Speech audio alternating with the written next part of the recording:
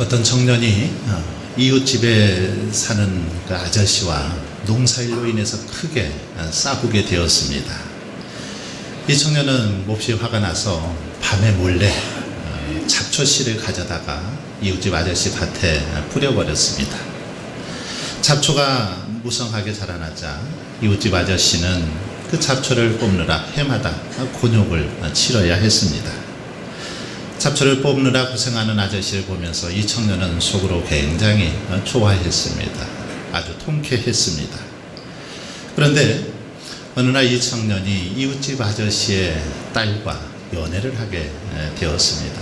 연애를 하면서 이제 관계가 깊어지게 되었고 결혼을 하게 되었습니다. 결혼을 할 때 이웃집 아저씨는 지참금으로 이 잡초가 무성한 밭을 이 청년에게 주었습니다. 결국 이 청년은 자기가 뿌린 잡초가 무성한 이 밭을 이제 해마다 잡초를 뽑느라 고생했다라는 그런 이야기가 있습니다. 여러분, 사람은 무엇으로 심든지 그대로 거두는 것입니다. 이것은 하나님의 영적인 법칙이고 자연의 법칙이기도 합니다. 바울은 갈라디아서 6장 7절로 8절에서 이 사실을 분명하게 우리에게 가르쳐 주고 있습니다. 사람이 무엇으로 심든지 그대로 거두리라. 자기의 육체를 위하여 심는 자는 육체로부터 썩어질 것을 거두고 성령을 위하여 심는 자는 성령으로부터 영생을 거두리라. 이렇게 말씀하면서 바울은 결론을 내립니다. 9절에서 우리가 선을 행하되 낙심하지 말지니 포기하지 아니하면 때가 이름에 거두리라. 우리가 선을 행하되 낙심하지 말아야 할 것, 이것은 포기하지 않으면 하나님께서는 하나님의 때에 반드시 그것을 응답해 주시기 때문이다 라고 그렇게 말하고 있습니다. 여러분, 그렇습니다. 우리가 무엇을 심든지 그대로 거두게 되어 있다라는 것입니다.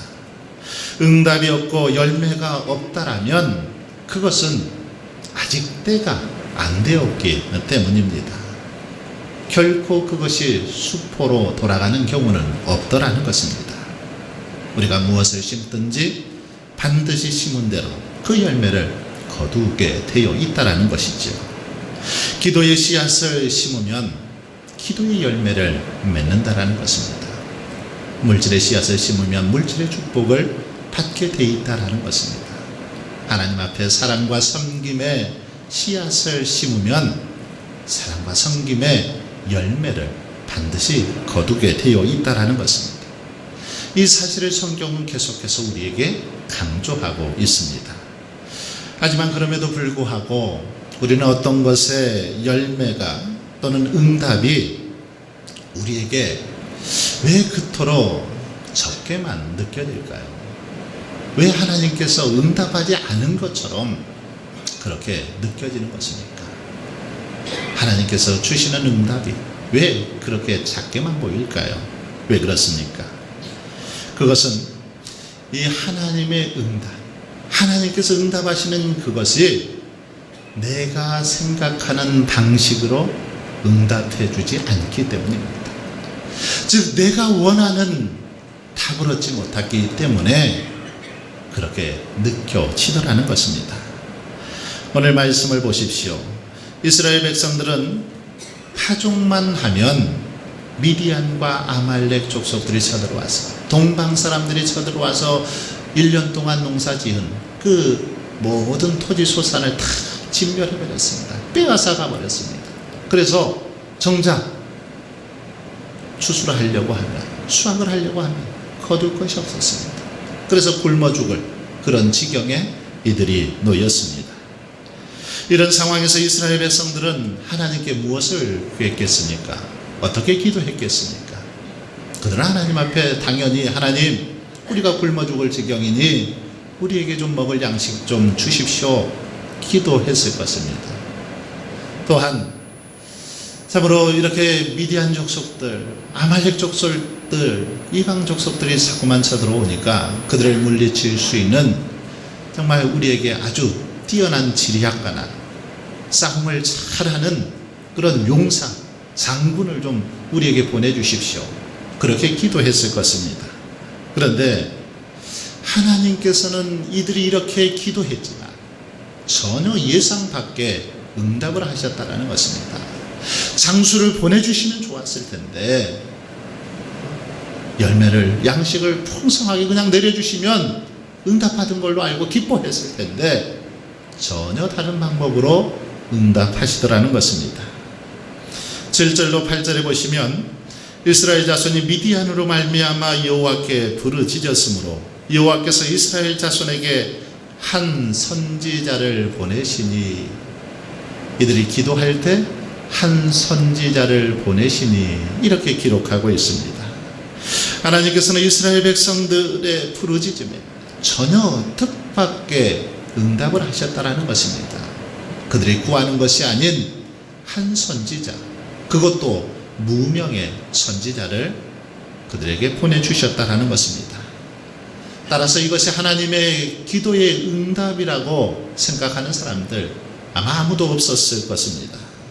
하지만 여러분, 영안을 열고 믿음으로 바라보면 이것이야말로 하나님의 응답인 것입니다. 우리가 볼 때는 전혀 응답이 아닌 것처럼 보이고 느껴지는데 이것이 바로 하나님의 응답이었다라는 것입니다. 여러분, 하나님께서는 우리 당장에 먹을 양식이나 또 그런 아주 싸움을 잘하는 용사를 보내주시지 그들을 보내주지 않고 무명의 선지자를 보내주셨을까요? 왜 선지자를 그들에게 보내주셨을까? 왜 그랬을까요? 그것은 이스라엘 백성들이 외부의 적을 제거하기 전에 외부의 적을 물리치기 전에 먼저 이스라엘 백성들 안에 있는, 자기 자신들 안에 있는 내부의 적을 제거하기를 원하기 때문이라는 것입니다. 외부에 있는 적을 무찌르는 것보다 선지자를 통해서, 하나님의 말씀을 통해서 지금 이런 문제가 발생하게 된 원인이 어디에 있는지 자기 자신들을 돌아보고 점검하도록 하기 위해서 바로 이 선지자를 보내주셨다라는 것입니다. 여러분, 우리는 어떤 문제가 발생하면 항상 문제의 원인을 외부에서 찾길 좋아합니다. 아주 본능적으로 그냥 외부로부터 문제를 찾더라는 거죠. 예를 들어 우리의 가정이 어려워질 때, 위기가 닥칠 때 우리는 어떻게 생각합니까? 결혼을 잘못해서 그렇다라고 그렇게 말합니다. 남편 잘못 만나서 내가 이 모양 이 꼴이라고, 아내를 잘못 만나서 이렇다라, 외부로부터 문제를 찾더라는 거죠. 원인을 찾더라는 것입니다. 교회가 어려움에 처하게 되면 어떤 성도 때문에, 어떤 사람 때문에, 그 사람 때문에 이렇게 우리 교회가 문제가 생겼다라고 그렇게 이야기하더라는 것입니다. 자기는 쏙 빠지고 모든 원인을 다 그냥 남의 탓으로 그렇게 돌리더라는 것입니다. 어느 시골에 좋은 형제가 살고 있었습니다. 동생 집은 참 가난했습니다. 가족은 7이나 되었습니다. 그런데 그럼에도 이 동생 가정은 늘 웃음이 끊이지 않았습니다. 아주 행복했습니다. 반면에 형님 댁은 부자였습니다. 가족들도 셋밖에 되지 않았습니다. 하지만 그럼에도 불구하고 그 집안에서 날마다 싸움 소리가 끊이질 않았습니다. 고성이 끊이질 않았습니다. 어느 날 형이 동생을 찾아옵니다. 동생을 찾아와서, 동생, 너희 집은 이렇게 식구도 많고 가난하게 살면서도 어쩜 그렇게 행복하니? 어쩜 그렇게 늘 웃음이 끊이지 않니? 물었습니다. 그때 동생이 형에게 말합니다. 형님 집에는 똑똑한 사람들만 있고 우리 집에는 바보들만 살고 있기 때문이죠. 우리 집에는 무슨 일이 일어나면 다 내 잘못이라고, 내가 잘못해서 그렇다라고 그렇게 말하기 때문에 싸울 일이 없습니다. 그런데 형님 집에는 무슨 일만 일어나면 나는 문제 없는데 네가 잘못해서 그렇다고 네 탓을 하기 때문에 그렇다라는 말입니다. 여러분, 그렇습니다. 자꾸만 모든 원인을 남의 탓으로 돌리다 보면 싸움이 끊이지를 않습니다. 자기는 아무런 문제가 없이 똑똑한데 다른 사람들이 못나서, 다른 사람들이 잘못해서 그렇다라고 이야기하는 가정, 이야기하는 그런 모임, 그런 공동체는 싸움이 끝날 줄 모르더라는 것입니다. 교회도 마찬가지입니다. 서로 자기가 똑똑하고 잘났다고 우기는 사람이 많으면 많을수록 그 교회는 조용할 날이 없습니다. 시끄러운 것이요. 하지만 어떤 문제가 닥칠 때 내가 잘못해서 그렇다, 내 탓이다, 그렇게 자신의 잘못을 인정하는 사람들이 많으면 많을수록 그 교회는 웃음이 떠나지 않고 행복한 교회가 되더라는 것입니다. 여러분, 하나님께서는 이스라엘 백성들이 바로 이 사실을 깨닫도록 하기 위해서 무명의 한 선지자를 보내셨다라는 것입니다. 선지자를 통해서 이스라엘 백성들이 자기 자신의 문제임을 깨닫도록 지금 그렇게 가르쳐 주고 있다라는 것입니다. 겉으로 볼 때는 미디안 족속들 때문에, 이방 족속들 때문에 힘든 것 같은데 그게 아니라 바로 이스라엘 백성들 안에 하나님을 온전히 섬기지 못한 너희들 때문이다라고 그것을 가르쳐 주기 위해서 선지자를 보냈다라는 것입니다. 여러분, 그러므로 우리는 어떤 문제가 닥쳐올 때 남의 탓을 하기보다 먼저 우리 자신을 돌아보고 점검할 수 있기를 바랍니다. 이제 하나님께서는 무명의 선지자를 통해서 일하시기 시작합니다. 가장 먼저 어떤 일을 하셨습니까? 8절을 보십시오. 여호와께서 이스라엘 자손에게 한 선지자를 보내시니 그가 그들에게 이르되 여호와께서 이같이 말씀하시기를. 하나님께서는 가장 먼저 이스라엘 백성들에게 말씀을 들려주셨습니다. 왜요? 하나님께서 강한 군대를 보내는 것보다, 뛰어난 용사를 보내는 것보다 가장 중요한 것은 먼저 이스라엘 백성들 안에 하나님의 말씀이 살아 움직이길 원하셨기 때문입니다. 저들의 귓가에 하나님의 음성이 들려지길 원했기 때문에 이렇게 했다라는 것입니다.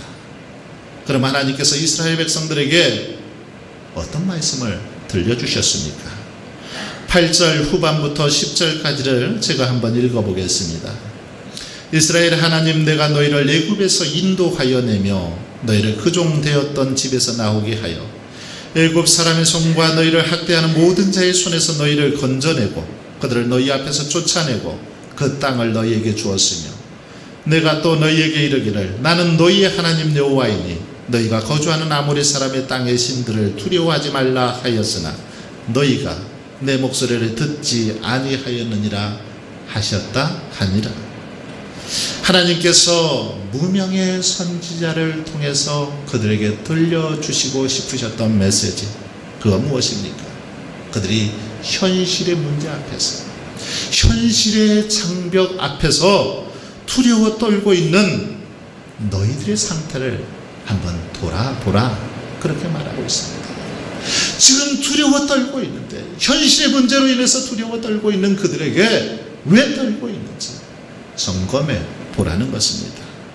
그러면서 현실의 장벽으로 인해서 두려워 떨고 있는 이유를 그들에게 가르쳐 줍니다. 왜? 여러분, 우리들이 현실의 장벽, 현실의 문제 때문에 두려워합니까? 그것은 먼저 우리 안에 베풀어 주신, 하나님께서 우리에게 베풀어 주신 하나님의 은혜, 하나님의 능력, 이것을 잊어버렸기 때문이라는 것입니다. 망각하고 있기 때문에 두려워 떤다라는 것입니다. 하나님께서는 10절에서 아모리 사람의 땅의 신들을 두려워하지 말라 이렇게 말씀하시면서 그 앞에서 무엇을 말씀하고 있습니까? 아모리 사람의 땅들의 신, 그들을 두려워하지 말라 이렇게 말씀하시기 전에 무슨 말씀을 하고 있습니까? 바로 이스라엘 백성들이 애굽의 압제로 신음할 때 하나님께서 어떻게 그들을 구원해 주셨고 어떻게 그들을 인도해 주셨는지, 하나님께서 어떻게 도와주셨는지 이것에 대해서 설명하고 있습니다. 그러면서 하시는 말씀이 내가 또 너희에게 이르기를 나는 너희의 하나님 여호와이니 이렇게 말씀합니다. 무슨 말입니까? 그것은 과거에 너희들을 구원한 내가 너희의 하나님인데 왜 그 하나님을 망각하고 이방신을 두려워하느냐, 이런 말입니다. 여러분, 그런데 여기서 한 가지 의문이 생깁니다. 이스라엘 백성들은 그토록 구원의 역사를 베푸셨던 하나님을 왜 망각하게 되었을까? 큰 은혜와 능력을 베풀어 주셨던 하나님을 왜 망각했을까 하는 의문이 듭니다. 그 이유에 대한 힌트가 10절에 있습니다. 너희가 거주하는 아모리 사람의 땅의 신들을 두려워하지 말라 하였으나, 여기서 두려워하다라는 말은 복종하다, 섬기다라는 그런 의미가 있습니다.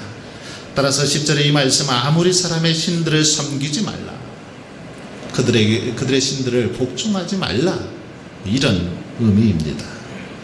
여러분, 이스라엘 백성들이 왜 하나님의 은혜를 잊어버렸을까요? 그것은 현실의 벽, 이 현실의 벽이 너무 크게 보이면서 자기들 앞에 있는 아모리 사람의 신들, 이것들이 더욱 크게 보였기 때문이라는 것입니다. 자기들 앞에 있는 현실의 문제, 자기들 앞에 서 있는 그 우상, 이방신이 더 크게 보였기 때문이라는 겁니다. 그것들이 자기들을 압도해버리고 자기들 앞에서 능력자로 그렇게 보였기 때문에 그들을 두려워했다라는 것입니다. 그래서 하나님께서는 아모리 사람의 신들을 섬기지 말라, 복종하지 말라 이렇게 말씀하고 있는 것입니다. 여러분, 이것은 오늘 우리에게도 큰 가르침을 줍니다. 우리에게 닥친 어떤 경제적인 어려움, 인간관계 속에서 당하는 어떤 갈등의 문제, 또 사회적인 혼란, 우리가 살아가다 만나는 여러 가지 현실의 문제들, 이 문제들이 우리 앞에 크게 보이면 우리가 두려워 떨더라는 것입니다. 이런 문제들이 우리 앞에 아주 큰 모습으로 나타나 있으면 그것들이 우리의 우상이 되기도 하더라는 것입니다. 현실의 문제들이 우리의 두 어깨를 아주 강하게 짓눌러 버릴 때 그것들이 결국 우리 앞에 우상처럼 다가오더라는 것입니다. 여러분, 그러나 결코 그렇지를 않습니다. 우리가 세상의 소리, 세상의 환경을 너무 지나치게 두려워한 나머지 하나님의 은혜, 하나님의 능력을 잊어버려서 그런 것이지, 하나님께서는 그것들을 능히 극복할 수 있는 분이라는 것입니다. 그런 현실의 문제 하나님께서는 능히 해결 가능하신 분이라는 것입니다. 하나님의 도우시면 능치 못함이 없다는 것이죠. 그러므로 세상의 어떤 환경과 장벽 앞에서도 먼저 하나님의 은혜를 기억하라는 것입니다. 하나님의 은혜를 기억할 때 그것들 때문에 두려워하거나 염려하지 않더라는 것입니다. 세계적인 과학자 뉴턴이 말년의 기억상실증에 걸려서 자신이 가지고 있었던 모든 지식을 다 망각해 버렸습니다. 답답해하던 제자들이 안타까운 마음으로 묻습니다. 스승님, 지금 스승님이 알고 있는 것은 무엇입니까? 도대체 무엇을 알고 있습니까? 그러자 뉴턴이 대답합니다.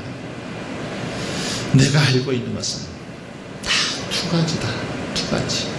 하나는 내가 죄인이라는 것이다. 그리고 또 다른 하나는 내게 예수님은 구주라는 사실이다. 이 두 가지만 하면 되지 않겠느냐, 그렇게 말했다라는 것입니다. 여러분, 그렇습니다. 세상이 아무리 복잡할지라도 우리들은 두 가지만은 기억해야 됩니다. 예수님 앞에 우리는 죄인이라는 것입니다. 우리는 영원히 죽을 수밖에 없는 죄인임을 기억해야 된다는 것입니다. 이것을 기억하는 사람들, 하나님 앞에서 늘 겸손할 수 있는 것입니다.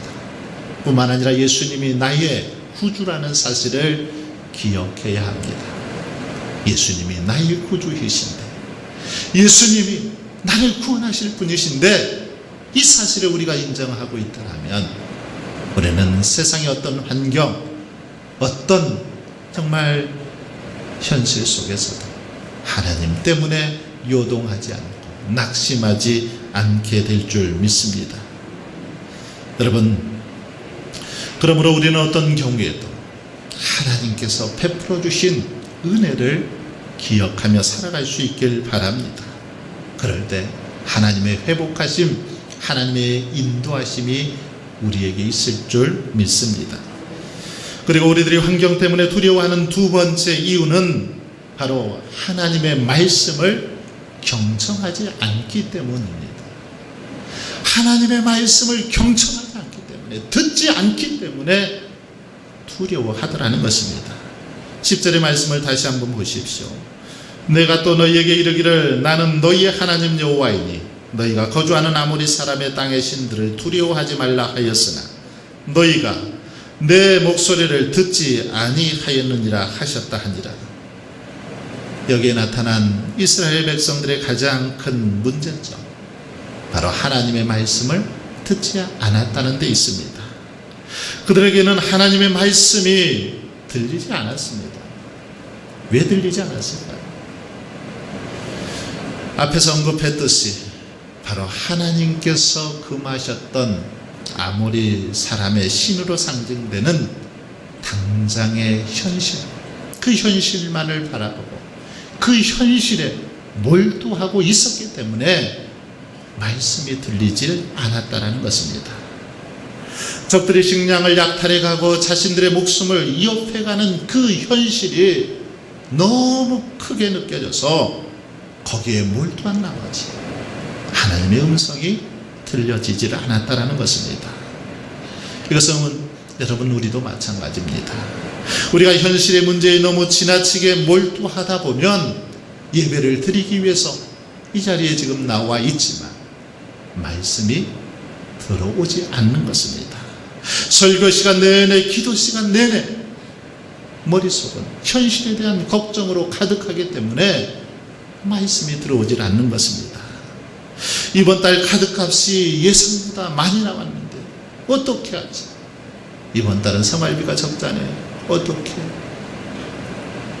큰아들 사업이 좀 잘 돼야 되는데, 손주 녀석 원하는 대학 들어가야 되는데, 이런 걱정 저런 걱정하다 보면 아무리 말씀이 선포되어도 그것이 들어오질 않더라는 것입니다. 여러분, 이처럼 우리들의 세상 일에 지나치게 몰두하다 보면 하나님의 음성이 들리지를 않습니다. 세상의 물질, 세상에 먹고 마시는 문제, 세상 것들에 취해서 그것들에 관심을 갖고 그것들만 생각하고 그것들에만 그렇게 우리의 관심이 집중되어 있으면 하나님의 음성이 들리지를 않습니다. 아니, 들리기는 들려도 말씀에 순종하지를 않습니다. 그러다가 결국 고난에 빠지는 것입니다. 오늘 본문의 이스라엘 백성들의 모습을 보십시오. 이스라엘 백성들이 두려움에 떨 수밖에 없었던 것, 현실의 암담한 상황이 이 상황 속에 몰두한 나머지 하나님의 말씀을 제대로 듣지 않았기 때문입니다. 현실의 문제가 너무 커 보여서 이것만 보고 여기에 정신이 팔린 나머지 하나님의 말씀하셔도 그 음성을 듣지 않았다는 것입니다. 아니, 들려도 순종하지를 않았습니다. 여러분, 그렇다면 왜 이들은 말씀이 들려도 듣기는 들어도 순종하지 않았을까요? 그것은 바로 하나님의 말씀에 대한 경험이 없기 때문입니다. 말씀의 능력, 이것을 자신들의 삶에서 실감하지 못했기 때문이라는 것입니다. 하나님의 말씀하시면 정말 말씀하신 대로 이루어진다라는 그것을 삶 속에서 경험하지 못했기 때문에, 실감하지 못했기 때문에 그렇게 순종하지 못하더라는 겁니다. 출애굽기 9장을 보면 아주 흥미로운 기사가 나옵니다. 출애굽 직전에 10가지 재앙이 이 바로를 압박하는 그런 상황이 벌어지는데, 그 중에 7번째 재앙, 우박재앙이죠. 우박재앙이 일어날 때 바로의 신하들은 두 부류로 그렇게 나눠지는 것을 볼 수 있습니다. 바로의 이 신하들 태도가 이 두 부류로 나눠지게 되는데, 두 부류 다 바로의 신하들입니다.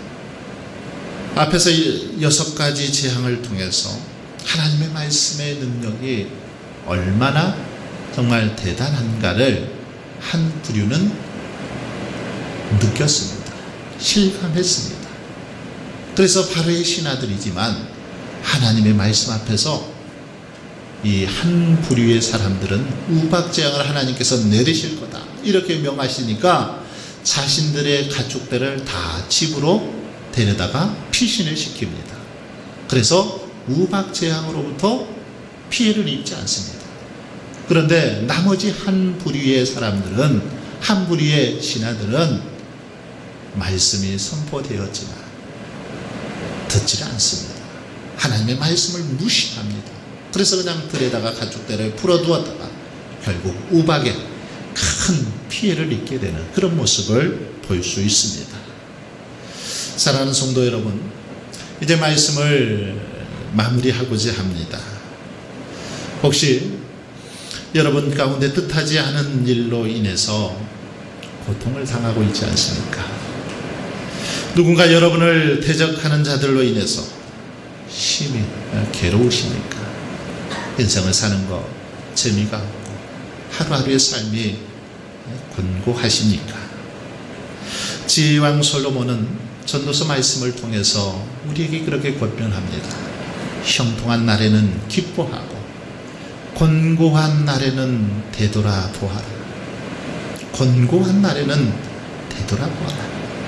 이 시간 한번 여러분 조용히 우리의 삶을 되돌아볼 수 있길 바랍니다. 내 인생에 이런 아픔과 고통이 내가 뿌린 씨앗 때문은 아닙니까? 하나님의 은혜를 망각하고 말씀을 듣지 않았기 때문에 그런 것은 아닙니까? 아니, 말씀이 들려도 세상 것들에 취해서 그것들이 좋아서 그것들을 쫓다가 말씀에 순종하지 못했기 때문은 아닙니까? 간절히 바라옵기는 저와 여러분이 말씀 앞에서 다시금 우리의 모습을 점검하고 되돌아보셔서 정말 우리의 믿음을 새롭게 무장하실 수 있기를 바랍니다. 그래서 더욱더 철저히 하나님만을 의지하고 말씀에 온전히 순종할 수 있길 바랍니다. 그래야 하나님께서 주시는 은혜와 축복이 저와 여러분의 삶 속에 가득 차고 넘쳐날 수 있기를 주님의 이름으로 간절히 축원합니다. 아버지 하나님, 고난 속에서 먼저 우리 자신을 돌아보고 점검할 수 있는 믿음을 허락하여 주시옵소서. 내 삶의 말씀이 들려지지 않는다라면 그 이유가 은혜를 망각했기 때문은 아닌지, 말씀을 경청하지 않기 때문은 아닌지 돌아보고 점검하게 하여 주셔서 말씀에 온전히 순종할 수 있는 믿음을 허락하여 주시옵소서. 그리하여 우리의 삶이 늘 하나님의 약속과 축복을 누리며 복된 삶을 살아갈 수 있도록 인도하여 주옵소서. 예수님의 이름으로 기도하옵나이다.